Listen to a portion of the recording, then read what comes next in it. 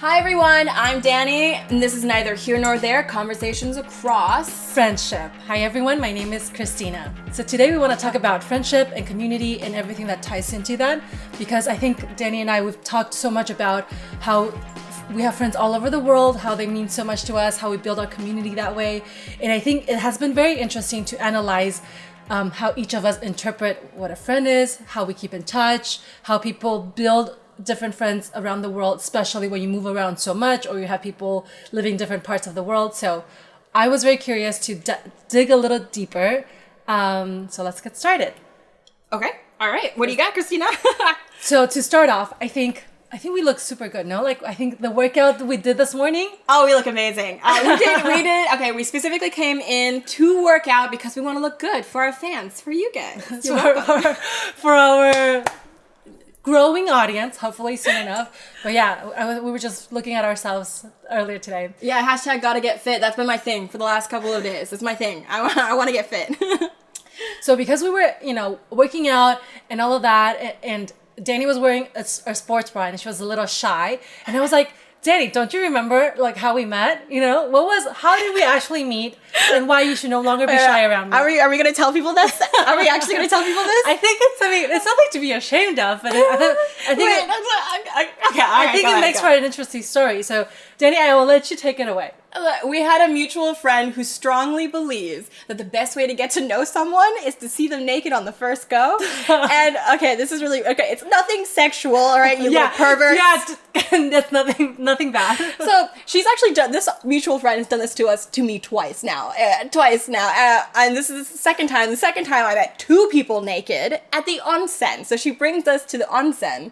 What is it called here? Hot springs, not onsen. Hot spring. Well, it is an onsen. It is. She brings us to the local, onsen. Which public bathhouse. Yes, public bathhouse. So there's like all these, young, old women, reading newspapers. It was a fun experience. But also met Christina for the first time, naked. Barely said two words to her. Hey, I'm Danny. Hey, I'm Christina. We strip. And then we were naked. And then we're talking about our lives. And it is actually, I would recommend it if you want to get to know someone really, really well. There's no better way than to do it naked. And I have actually pitched to Christina that I want to do an episode naked. Hey, one of our friends said that it would be a good idea and she'd watch it. I mean, it'd obviously be blurred out, but. Oh my God. Right. But that's just me. I like that kind of shit, but Yeah, but anyway, I thought that was an interesting way of meeting someone, and I think the girls who were there, we really bonded over, just being straightforward, go into it. Oh, okay, what about, because I remember the first time I went to a hot spring, that first time you weren't there, I met one of our mutual friends,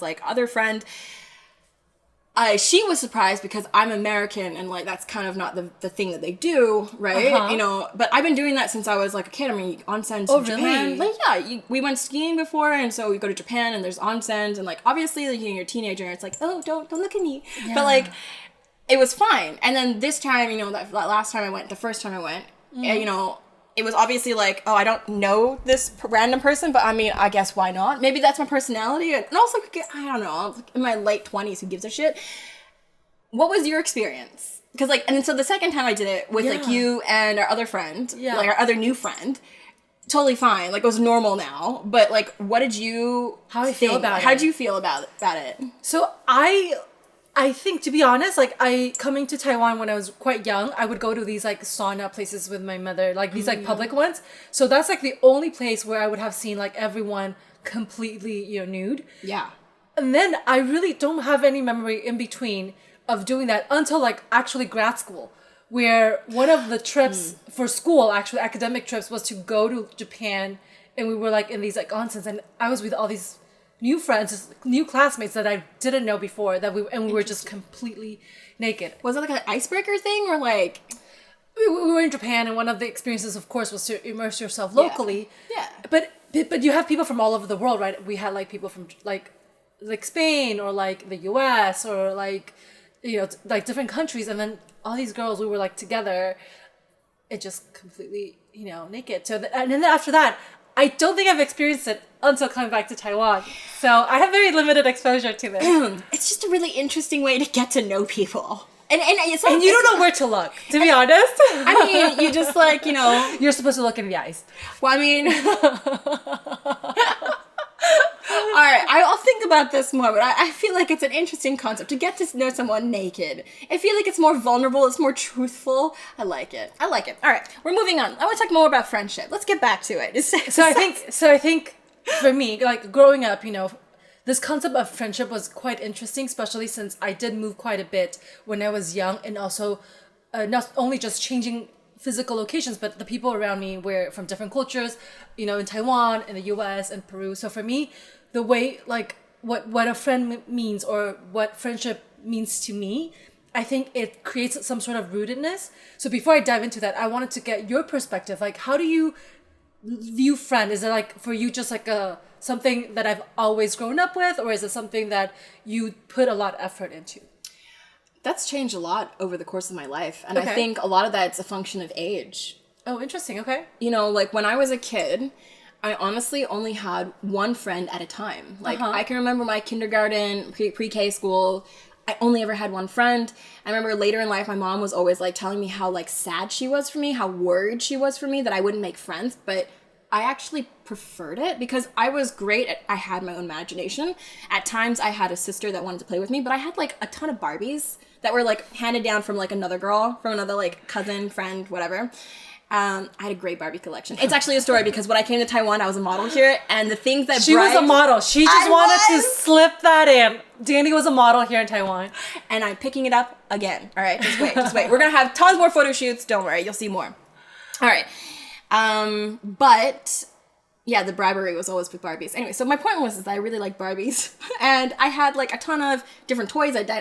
Okay, now we're not gonna go into my toys, but sorry, I'm getting a bit off topic. But basically, my point was slow down your pace of it. Yeah, sorry about that. My point is that at the beginning, I really only had one friend at a time, and I enjoyed that. And then I think as I got older, there was a lot of social pressure to have more friends or to be like more socially accepted. Because I'm actually quite a quiet person, which is quite ironic. Can you guys tell? I've been trying to refocus my energy these days, but okay. And then now that in the last couple of years, I'm just too tired to make so many friends. I think that was like a thing that I did in my teens and 20s, and now I'm slowing down. I have less friends. And and it's more now quality over quantity. I get so tired with so many friends. I see. What about you? Wait, you have so many friends. Tell me more about yours. It's very interesting because I was trying to get to kind of whether for you, friendship was something that really anchored you. Because for me, it really was. I think growing up, seeing or hearing about, first of all, in Hollywood movies, or hearing people say, this is my best friend, especially in elementary school, I was really jealous I didn't have that, to be honest. I was very, very jealous of that because I was like, oh, you have this one person who's supposed to be your everything, who like, will be there. Especially I remember very clearly in school, I don't know if you experienced this, but like you have someone to go to bathrooms with, like they would all go together, and like you would have a group of people who are your friends. And I've always admired that. I've admired people who have best friends. I've admired people who have these like core groups of people, like they refer back to and all of that. So I've always felt that I was missing something, not having like a best friend or like a community. So I've actually put a lot of effort trying to create that. I know I've done it because it has been quite intentional. And especially because I felt that I've often also been an outsider in many of these places. So it was like a way to fit in and everything. And in our episode with Astrid, how she mentioned a lot of people who don't move around as much have these friends for life, or have a higher chance to have friends for a longer time versus her experience. So I think that was also something that I felt as well growing up. And for me, that was a way to have, some, like, I think something to anchor me, or something to go back to when you go home, quote unquote. There's so many things that I want to dive into there. I mean, there's 3 things. I want to list them out for you just in case I forget. Okay. The first one is you, and the fact that you wanted, like, you were always jealous of that, having that best friend. And go to the bathroom. Okay. The second one, I've forgotten already. The last one is Astrid. Yes. But the thing about Astrid said, which I also thought was so interesting, the fact that, one of the things that she said in her episode was that she, when she moves to a new place, a lot of people don't want to make friends with people that are very transient, right? And that's fair, because you don't want to be friends with someone that you end up not being friends with, like, or they leave in 2 years, right? Or something like that. So that's actually, but do you think, like, why? That is, so we'll go back to the first point that you were talking about. You said, and then the second one that I forgot was outsider. Okay. Right, so the first one, though, let's go back to it. First one is, like, that feeling of being jealous of, like, having that best friend, or, like, so, like, did you have, like, a lot of friends, though, at that time? Like, childhood and teenagers? So, okay. They just weren't deep. Like, that's what I'm asking. No, it's not that. It's very interesting, because in elementary school, let's put some time frames. In elementary school, how do I say this? I think I was maybe overanalyzing it, perhaps. I feel like, oh, a best friend must be all of these things. And I would kind of go through my list, like, who at this point is my best friend? And then, is this person supposed to change or not change? You know, like, there was a lot of these, like, thoughts in my head. Oh. And I was like, oh, but this person, you know, doesn't talk to me as much. Is she no longer my best friend? So it was a lot of struggle with this. And I think, like, also, you know, wanting to fit in with the popular kids, I think it's very normal, and you want to appease them and everything. Yeah. So I think that aspect of it, I always felt like I didn't belong. And in Peru, of course, I don't look like everyone. You know, my experience is very different. So that was also a way I wanted to fit in. In high school, though, I think it was different because there were a group of girls that we got along really well. We were all very similar, and we had similar classes. So I think that really helped. And those are the friends I still keep in touch with quite closely till this day. We have a group chat and everything. So, like, that's the friends that I have. But yeah, like, I think I have always wanted that, or thought I've always wanted that. Yeah. And then with age, as you mentioned, I think I realized, oh, I maybe don't need one forever. Maybe I have seasons. Maybe I have what I need spread around the world. But regardless, at this point in time where I am, I think it's hard for me to say, oh, I can gather 20 people who all know each other and we can go on a trip. Yeah. My friendships at this point are a lot of, like, 1-to-1, 1-to-2, you know, like, very small nuclear ones and spread all over, versus, like, a one big group that we can just, like, oh, you know, all my high school friends and I are going on a trip. Like, that's going to be quite hard, I think. That kind of goes into, I remember, like, several weeks ago we were talking about the fact that, like, for example, me and my childhood best friend, like, I've known her since we were 8.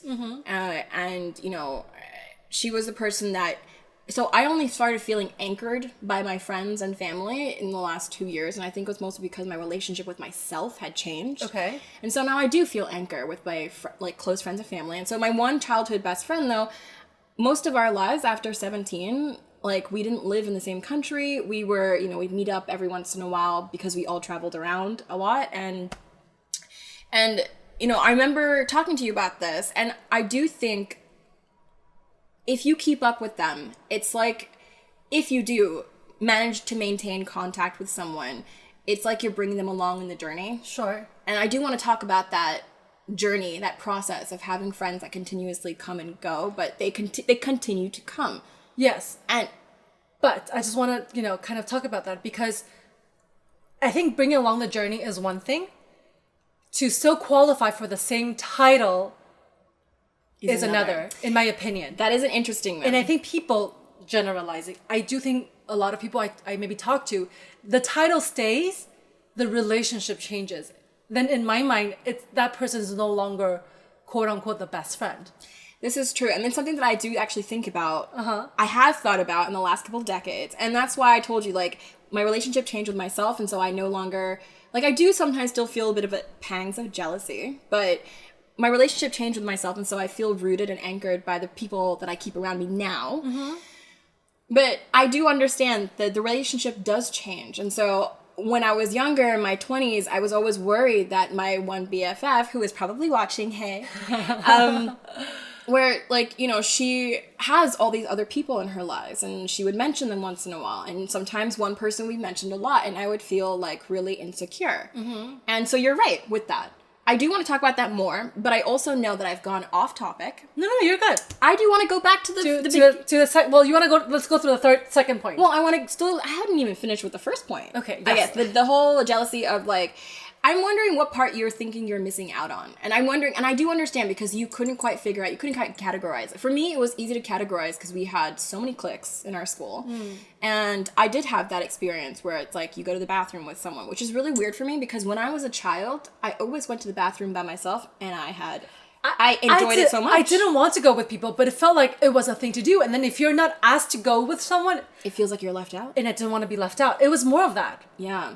Okay, I understand that feeling of being left out. Yeah.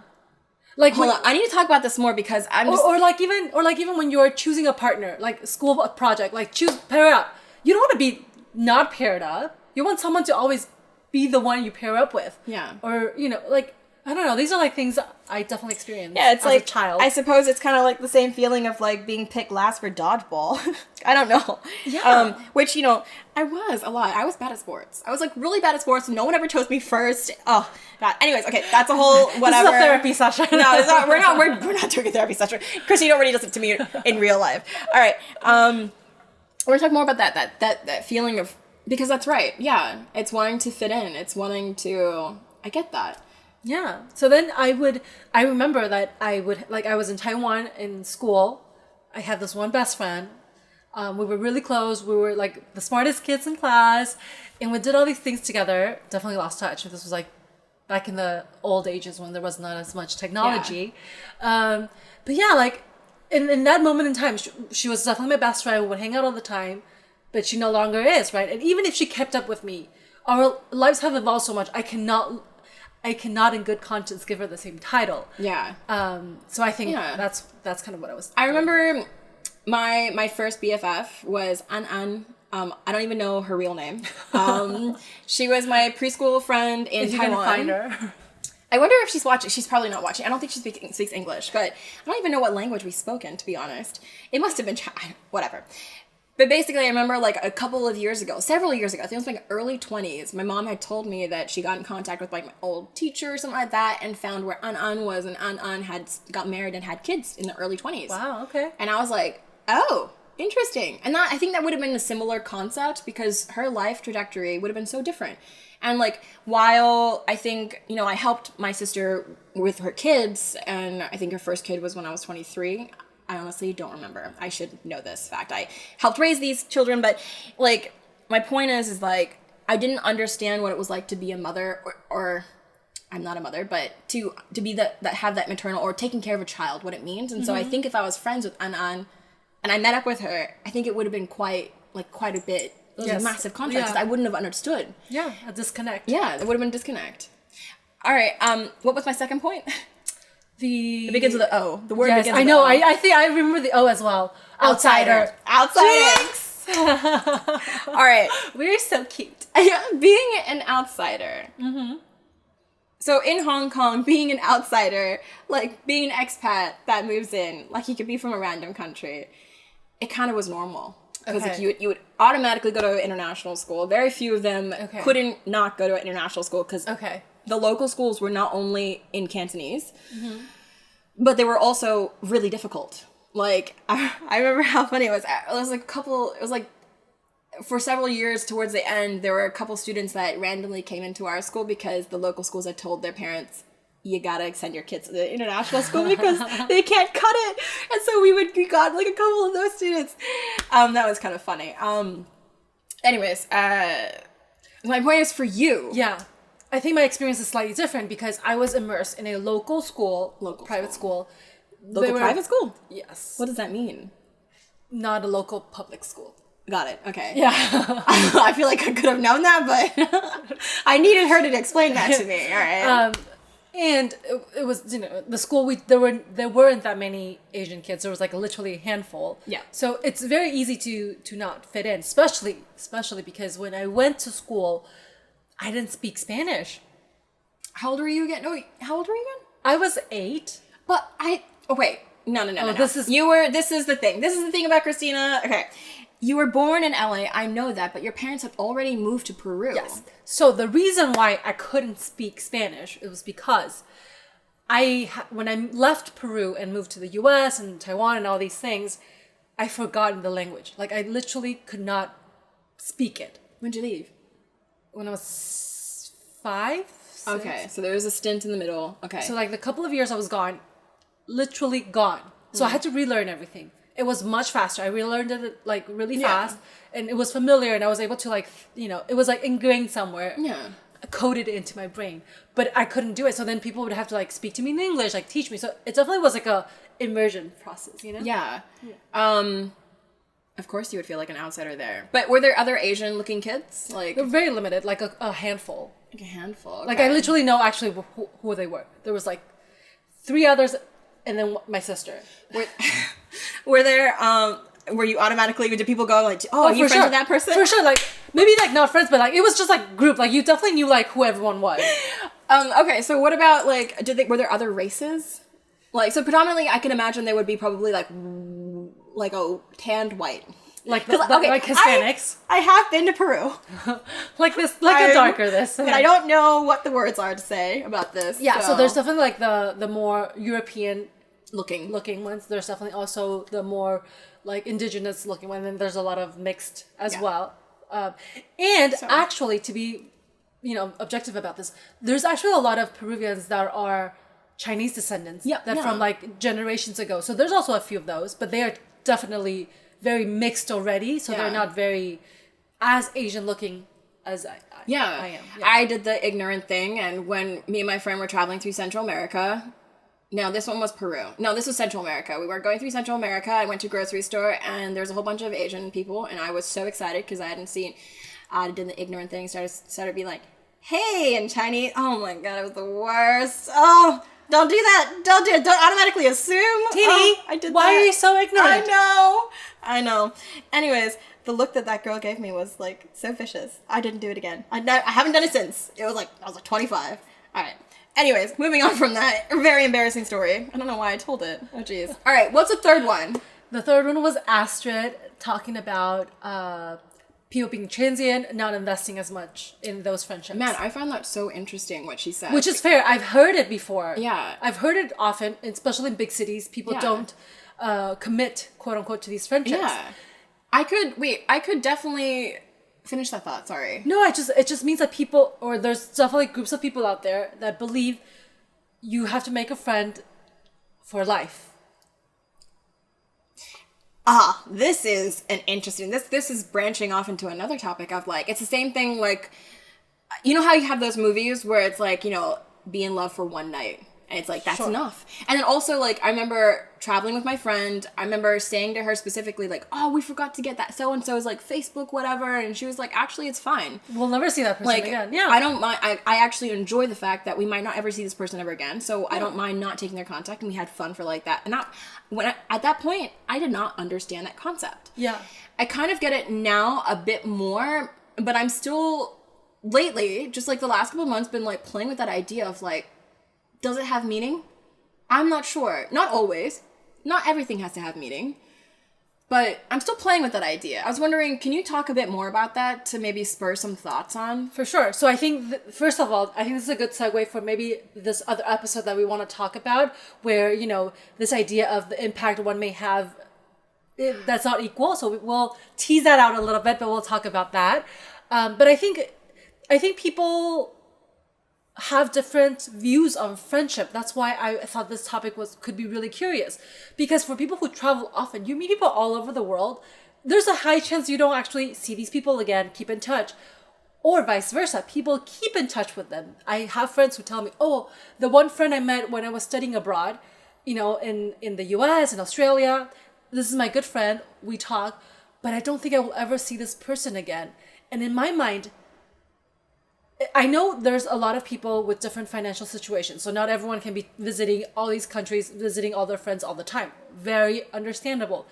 But in my mind, at least you're trying to work towards that, trying to meet up at some point. It doesn't have to be every year, but I would assume if this is your friend, and part of the reason you keep in touch is to one day reunite, wouldn't you work towards it? And if you're never working towards it, if you never set a day to meet, even in 5 years, even in 10 years, then what's the point? And maybe I'm missing something. Maybe some people are okay with just like having this idea that someone caring for you far away.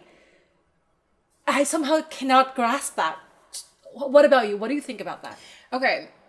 I want to give you an example, and I'm wondering if I'm talking about the same thing as you. It's kind of like... Okay, it's kind of like when you have your first boyfriend in childhood. Okay. Your second boyfriend in teenage years, and then a young adult, and then adult, right? Okay.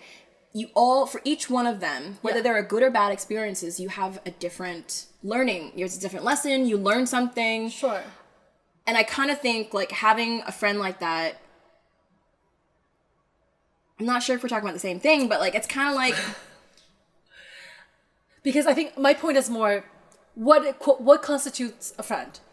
Is it someone you just send memes to but never meet up? Is it someone you tell them your day-to-day activity? Or is it someone you update?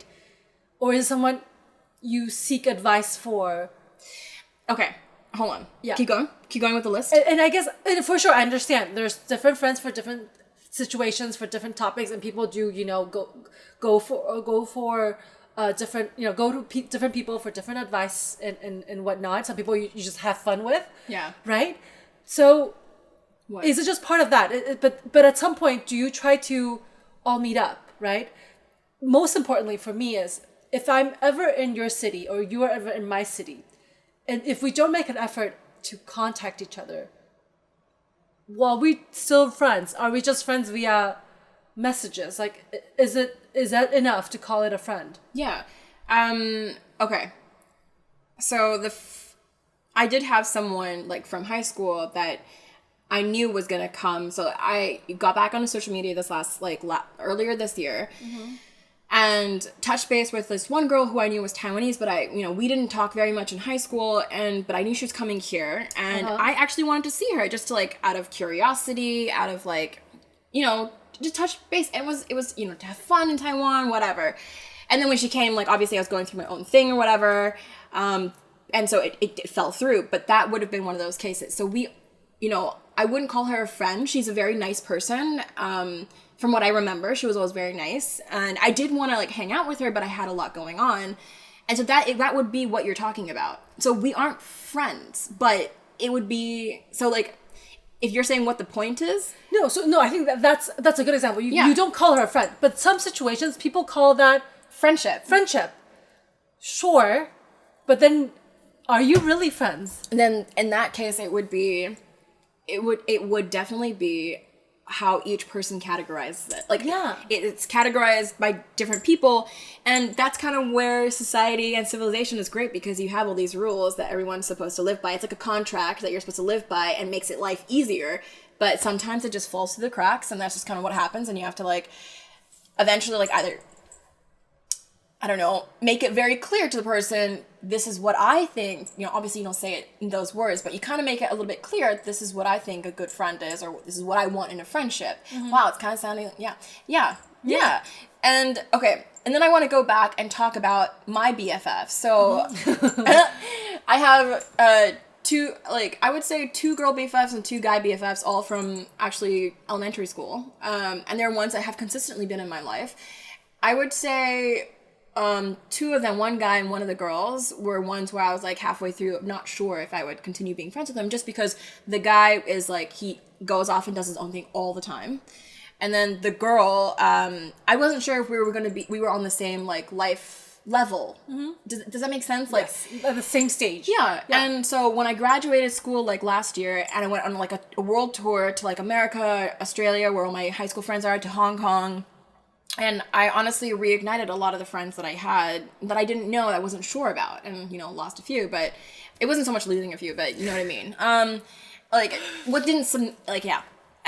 But I want to talk about my one BFF, like, where I consistently was friends. Yes. And I think it's the fact that we were always vulnerable. Like, I was always open to being vulnerable with her, and she was always open to receiving it. And no matter where I was in the world, I'd send her a message. Maybe it'd be a few days late, like, for her to reply, but she would always send a message back. And I think that's also what it is. You have to continuously keep in contact. And yes, you are correct. You always make plans to, like, eventually see each other, or, like, because otherwise I don't get it. At least I don't get it, No, I don't get it either. Well, I'd say when I was younger, like in my teens and 20s, I think it was just me trying to figure out, just trying to fit in. I think wanting to fit in, saying everyone was my friend, when honestly they just really weren't. And, like, honestly, I didn't say that they were my friends. It's more like I was too shy to say that they're my friend because, like, you know, I want to be cool. Like, I don't want to be like, no, it's more like I wasn't sure, like, if I was good in, I don't know, it's a whole thing, but whatever. but with my that one BFF, like, we have consistently throughout life, like, kept in touch, and it has been a mutual thing. It has to be. Like, she would say hi once in a while, and then I would say hi, and then we would have to update each other. Because if you don't update each other, it just doesn't happen. You don't keep that connection. For sure. Yeah. And also, and then the other girl, you know, last summer I went back and I wasn't sure if it would be the same. Mm-hmm. And I was really happy that it was. And we were kind of in the same place, and we were both growing and trying to be, like, better. Mm-hmm. You know, and, you know, but if she wasn't in the same place, you know, or, you know, whatever, we weren't in the same place, then it wouldn't have been the same. And it would have been one of those things like a passing person. Yeah. So, yes, to your answer is yes, I think so. I think it does require effort, and I understand people do have different definitions of it, but I'm just really curious, you know, people keep in touch with these people that they might never see, and for me, that's hard. Okay. On Instagram, I've been doing that out of curiosity. Actually, all my life, I've been doing that, and I haven't had too much shame doing that. Like, I'll reach out to, like, a random ass person where I saw a post and I was like, wow, that person looks so good. I haven't seen that person in ages. Like, and I messaged them like, hey, you look amazing. Yeah. Like, how have you been? Like, it's been, like, years and we had, like, this one interaction, but it's, like, cool to see that you're doing well. Great. I do that once in a while just out of fun and just a curiosity to see, like, that person that I had met, how they had grown. Mm-hmm. And I know, actually, with that interaction that I have, nothing's gonna come of it. Mm-hmm. But it's interesting to me. And that is why I still randomly do that, and I still randomly do it now. But you're not telling me, oh, these I have this friend. You know, you're not calling this person like a friend. No. Actually, so with you specifically, because we talk all the time, and you're my new BFF here, but basically... Watch out, all those other four.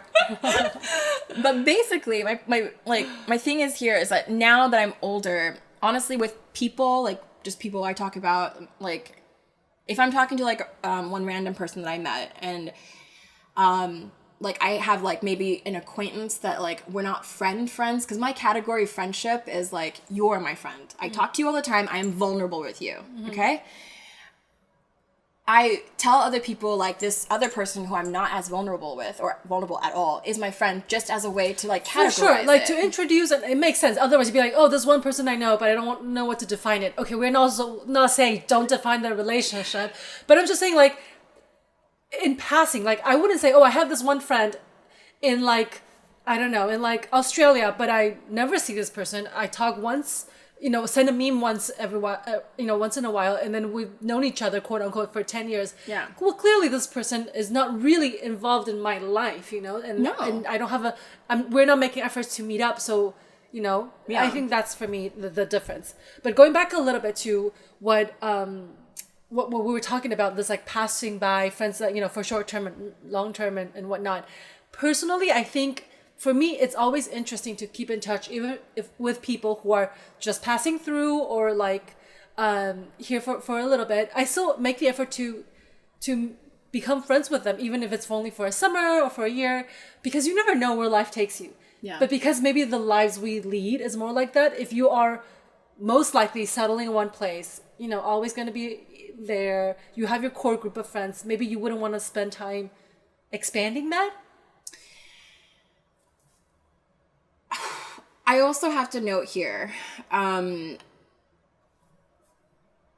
a TCK, the places... Third culture kid. I'm just going to say TCK because, like, third culture kid is such a mouthful. And Danny doesn't like that. I don't like that. No. Also, it's so antiquated. It's, like, from the 50s. Like, we got to make a new name for it. And there's, like, so many different nuances. Anyways, I have a thing about this. We're going to talk about it in another podcast. Another time, yeah. So, I notice as a TCK... where I go to live, the friends a lot of times that stay are the ones that have either lived abroad or have some, like, TCK background. Like, honestly, that's, yeah, if I think about it now, all the friends that I have across the world, the ones that consistently, like, I can touch base with every once in a while, a lot of them are TCKs. Only one of them isn't. Like, literally one. That's it. I think you have to expand your friendship circles. This is very... What, am I supposed to... No, I have... So here, I have, like, a lot of my... So here was a different story, though. Like, here, I got my master's here. I was, late 20s, early 30s thing, and I was 29, 30, and 31, I think, was when I went to school, and the main demographic was like 25, and like it was like 23 to 27 was like the main demographic. And so not only was there an age difference, but I also started during COVID. So during COVID, we didn't hang out a lot. And also, they also had their own friends. And also, they were doing young people things, like early 20s things. Like, I wasn't in my early 20s. I was in my late 20s. I didn't have a lot of friends when I moved here, but that's fine. We'll wait for me another day.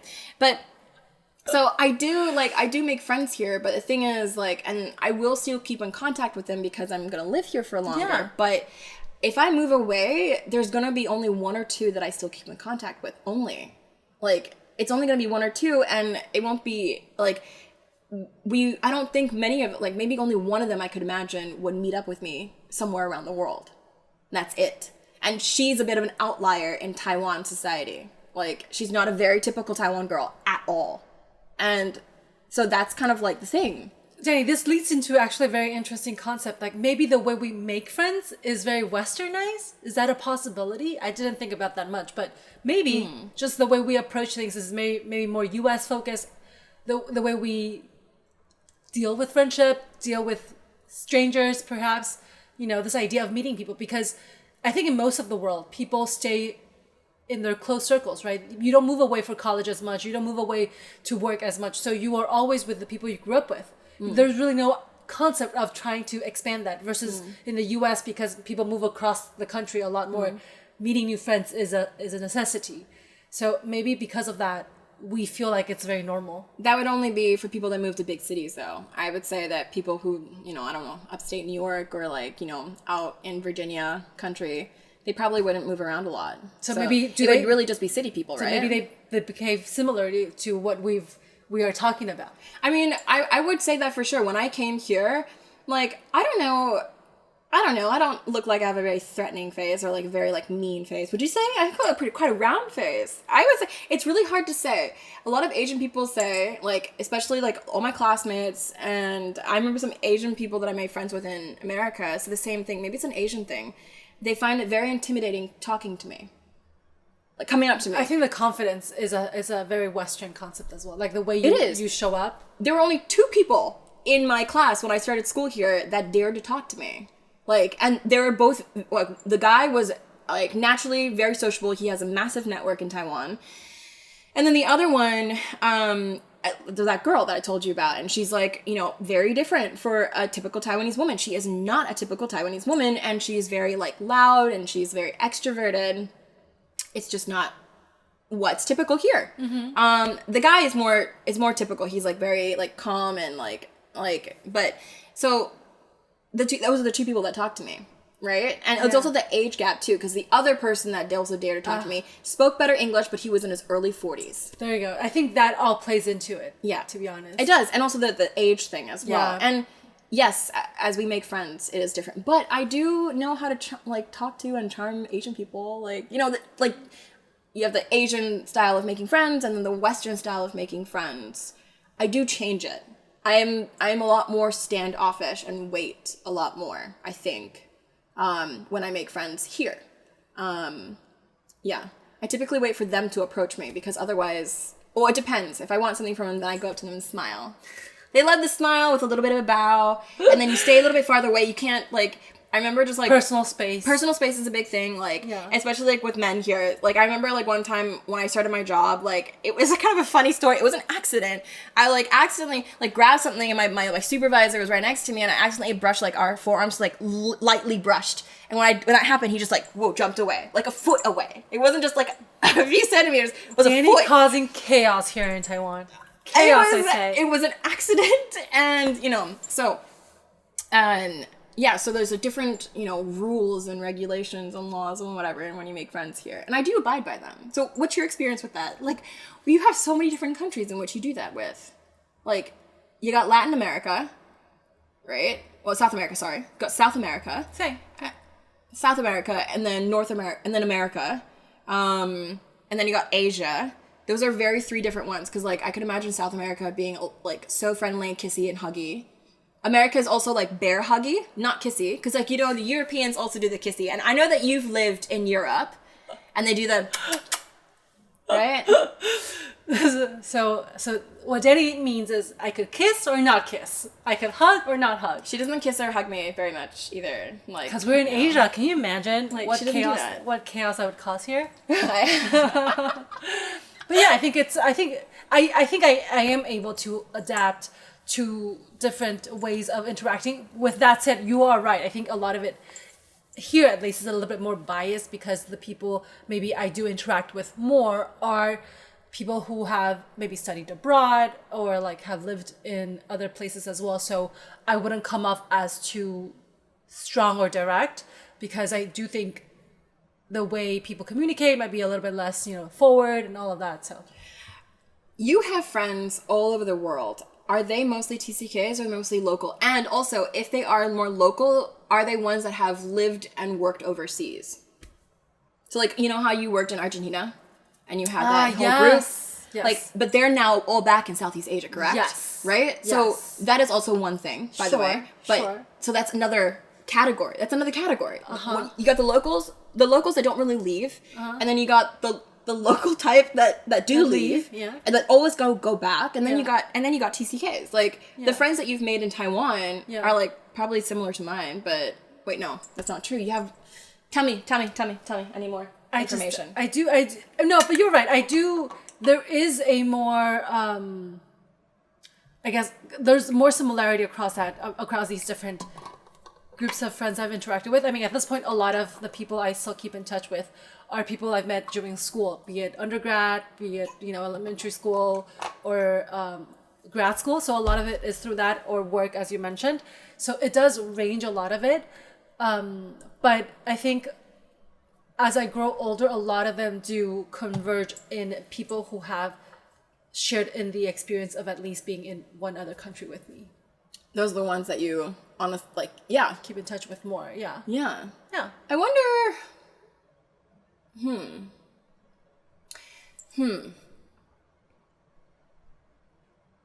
Like I said, I only really have one friend that like. Oh, you have to speak faster. I was like, at the end, Danny just has one friend.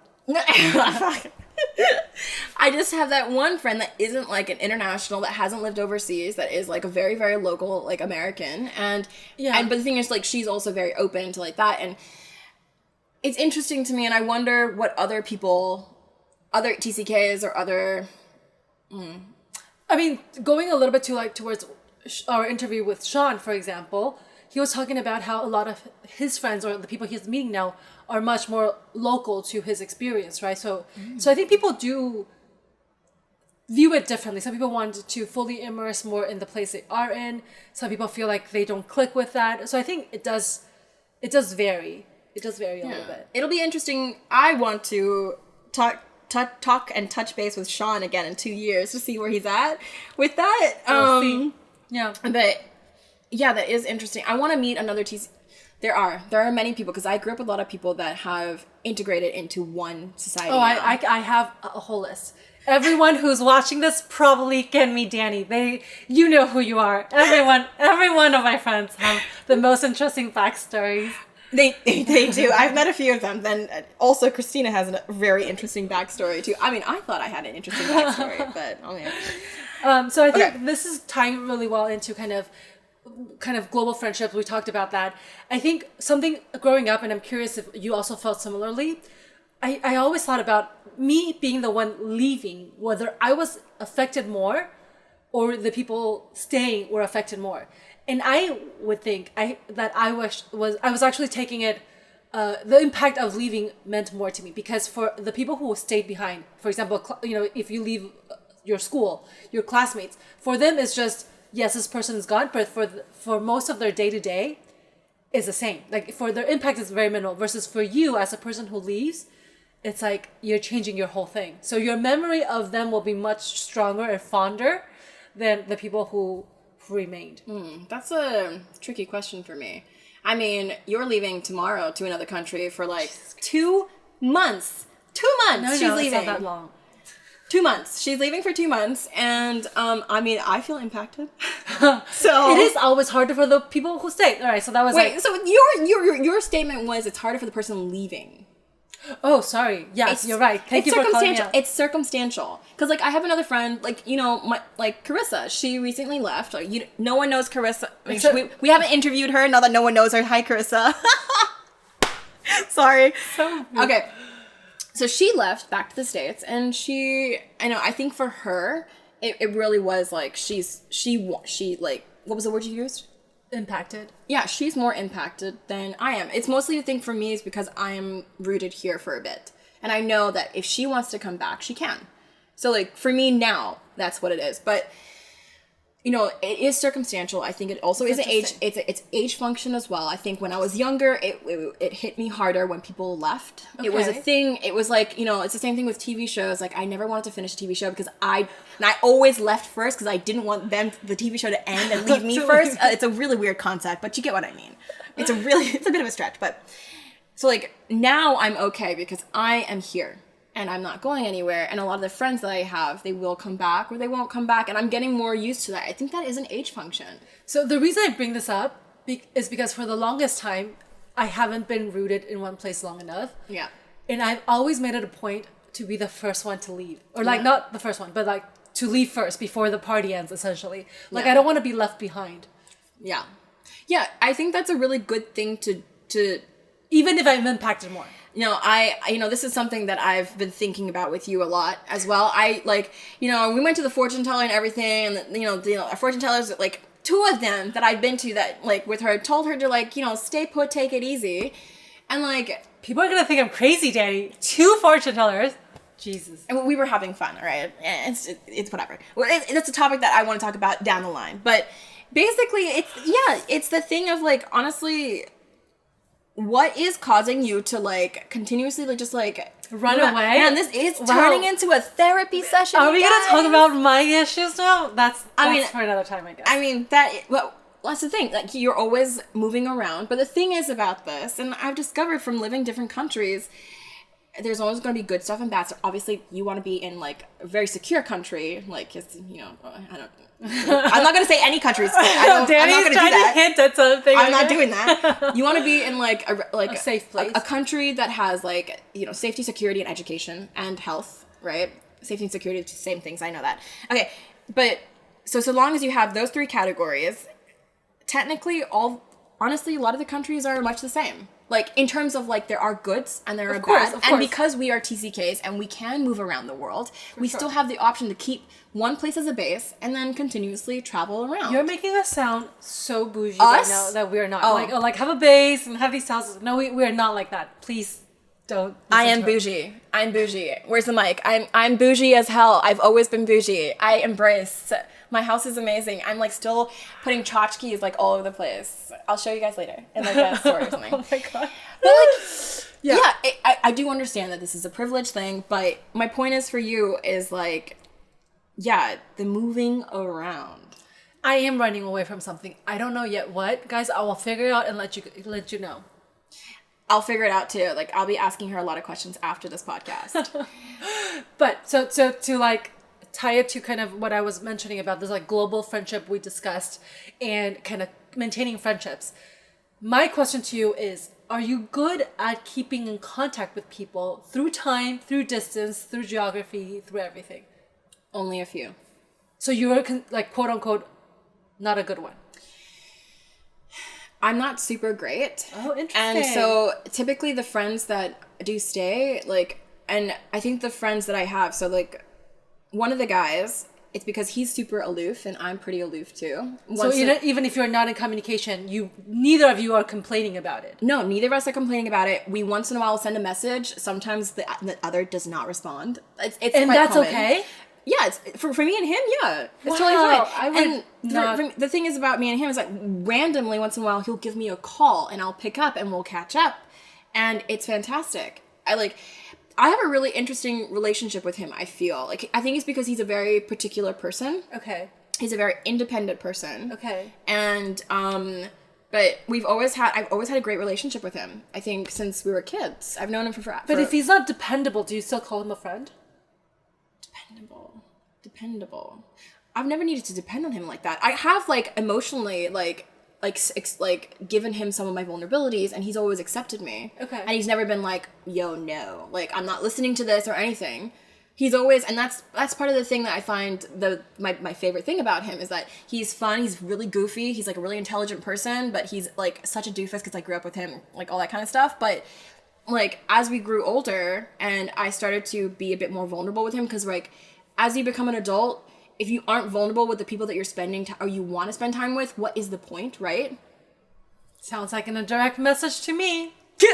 But my thing is that, yes, I was vulnerable with him, and I am every once in a while when we do catch up. And then you have the other friends. What was your question again? No, I was just Do curious. I keep up? Do I keep up? Yes.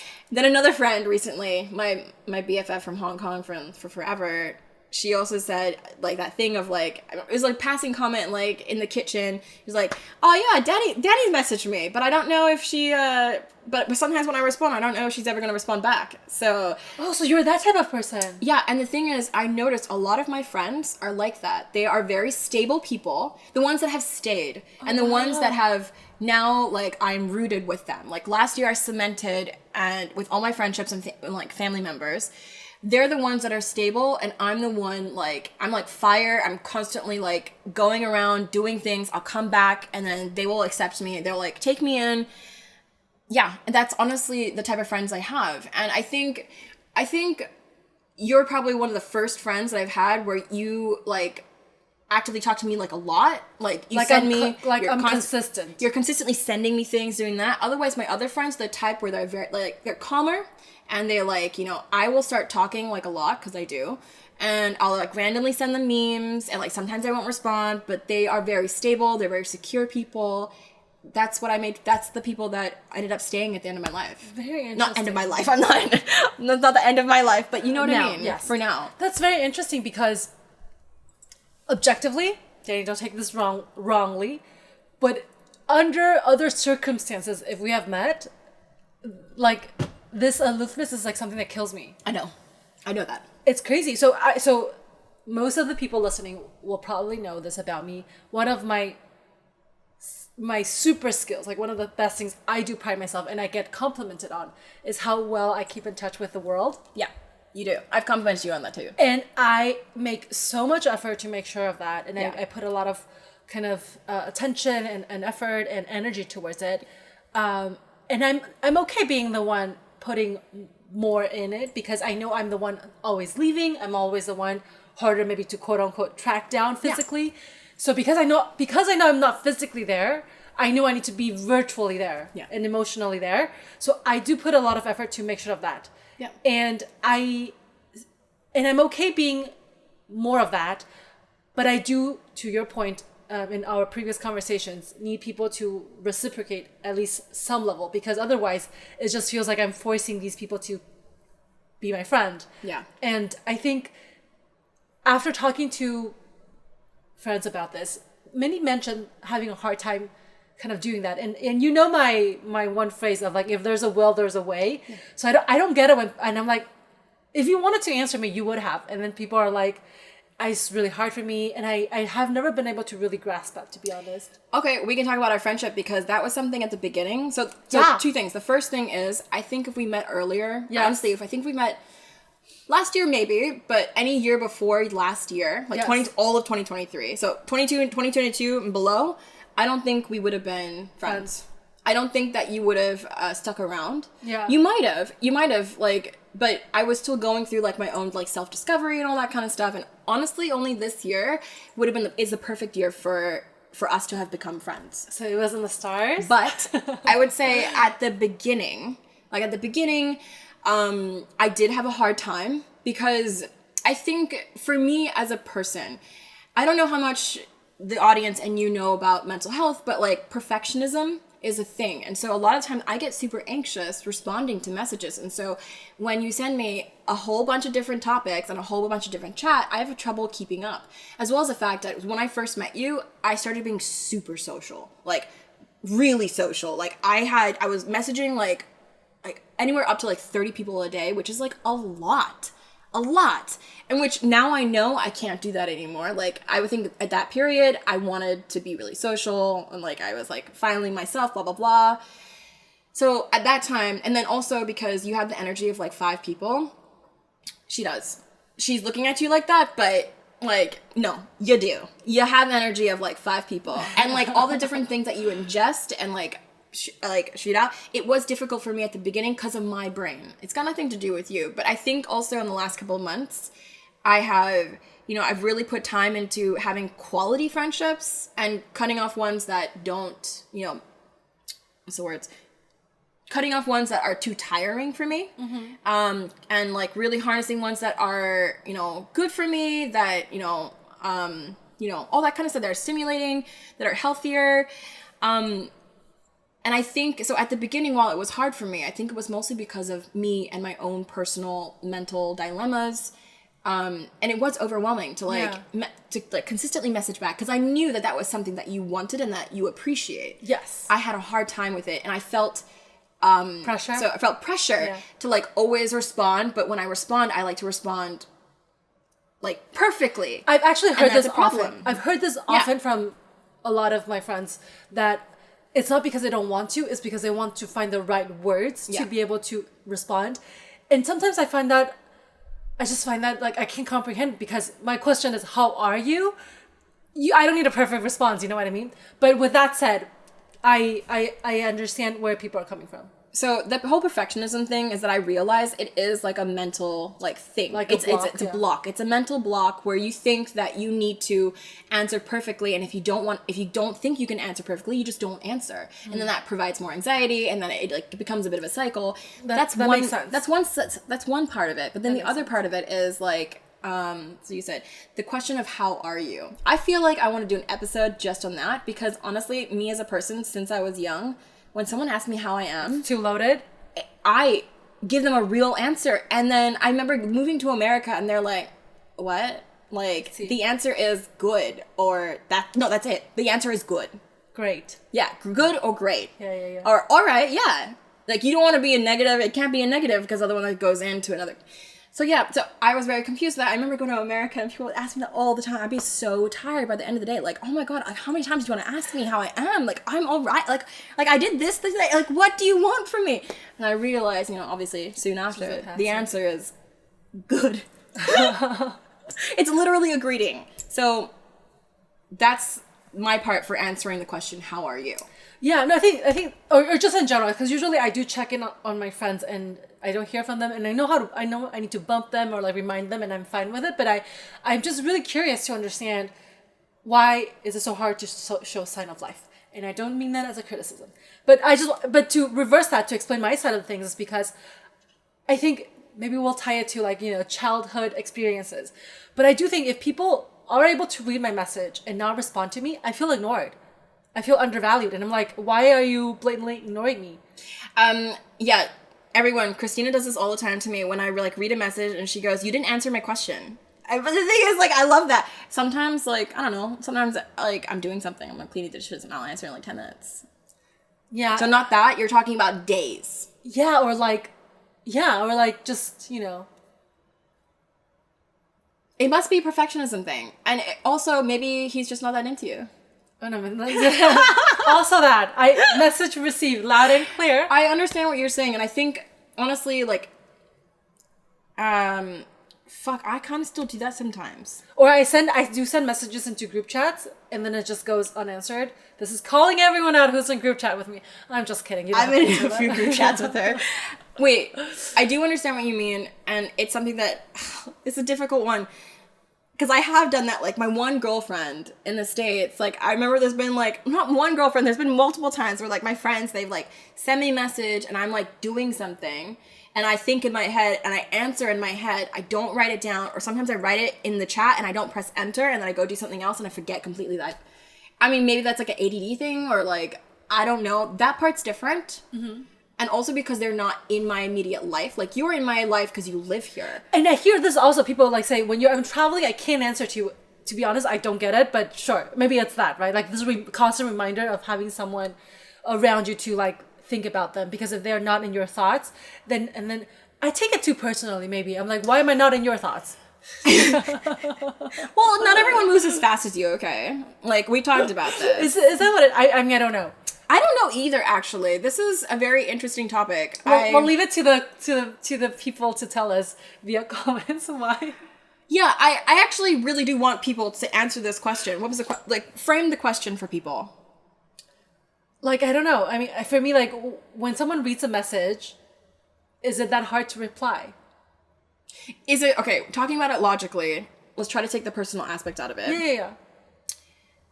Yeah. Is it because you don't have value in their life? Like, okay, sorry, that sounds really terrible. But no, it is possible. So then, for sure. So then I also don't want to overstep my boundaries and their boundaries. Or their boundaries and force them to, again, be my friend. Because also, if it goes ignored, am I bothering you? Like, is it an annoyance for you to, like, not take that effort? So I think it's more, and then of course, since I always say, if there's a will, there's a way. Yeah, maybe you're just not willing to engage, which is also fine, you know? Yeah, that is... This is where, now we're talking about, like, social rules on friendship. I mean, I think the whole episode is about that, but this specifically, this is a very specific And also I think it's the way rule. people view things and, like, they think of things. So we don't have to go much deeper into this, but I think it was just very interesting to see different aspects of it, and how people with the same situation kind of take it differently and interpret it differently. Yeah. I think one last aspect I was very curious about and I wanted to talk about here is that also in friendships, because I'm quite intentional, because I want to make sure I'm available and present in everything, I also hear people comment on friendships of, like, when we don't have to plan everything, when we meet up, it will all be like old times. Like, if we don't keep in touch, it'll be fine, because when we meet up, or, like, you know, I meet up with my old friend and it's all the same. Like, it's back to the good old times. What's your take on that? I'm very curious. So me and my friends, we grew up in Hong Kong. We consistently met up every few years. And, like, I was one of the very few, only one actually, that ended up in America. So I was quite segmented. Like, a lot of them were either in Europe or Australia, or some of them Hong Kong. But I was the only one actually in America. And we would consistently meet up. The thing is, we always did have that one friend that organized everything. So you need someone to pull it all together, right? You still do. Like, you do. And then also another thing, you still do need someone to pull it all together. Last year when I went to Australia, my one girlfriend kept asking me, like, what do you want to do? What do you want to do? And, like, I kept dodging the question, and she knows me well enough to be like, oh, Danny. And so when I got there, she's like, all right, did you decide what you're going to do? I was like, I looked up a few stuff. She's like, all right, I've got this trip planned. Do you want to go? And I was like, okay. And so she had planned the trip. She'd planned everything for me. But yes, you do need to plan. You do need a plan. I don't know what your question was. No, it was more because I do hear, like, oh, I haven't talked to this person in years, but when we meet up, it's like time never passed. And I used to really believe that. And now I'm really, as I grow older, I don't buy it as much anymore. I think what you're good at is reminiscing about the past. Yeah. But I don't think it's, like, a real, we kept in touch friendship. It's not. Like, it's just a buddy for you to, like, remind yourselves of the good old times. Right? I challenge everyone else to give us an example of that, because when you say years, it's like 2 years. Sure. 3. I'd say like 2 or 3 years, right? But I agree with you completely, because that one friend that I told you about last summer that I, like, met, I was, like, worried, thinking, like, we haven't talked in so long, and I don't know if we're going to be in the same place at the same time. I was concerned, and when we met up, we were in the end, because we didn't keep in contact at all in the middle. And then we were actually, remember, super friends. We're, like, we talk all the time now. Not all the time, but, like, once a week at least. And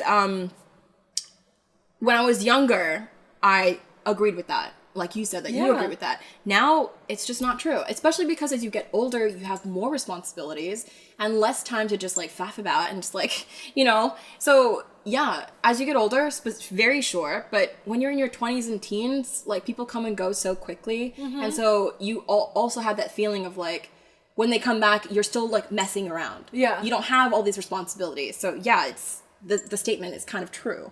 Right? Yeah, and I think when you're maybe younger, I think... you think that you have all this time to like reconnect, there will be more opportunities and anyone, like for everyone to cross paths. But I think as you get older, you realize you have priorities, you have to make decisions. So if you don't make it intentional to maintain a friendship, whatnot, I think it's harder to sustain it. I agree. So with that said, I think everyone who's listening to this that I haven't seen recently, make sure to reach out so then we can keep in touch. Otherwise, clearly Christina just like crosses you guys off, But I think this is good segue into kind of talking about what will be coming up. There were so many different topics I wanted to cover in this friendship episode that we couldn't really fit it in. So we will leave it for next time. I think we hinted at it as we grow older, the concept of friendship, the way we view things have changed, will continue to change. And I think we can discuss more about that in the upcoming episode. And I know I alluded about also like these ideas of like people coming and going, the impact they have on our lives. So there'll be more things we'll cover. So I think we'll have a part 2 about friendships. So as we kind of wrap up, Dannie, like what did you think of our conversation so far today? I actually learned,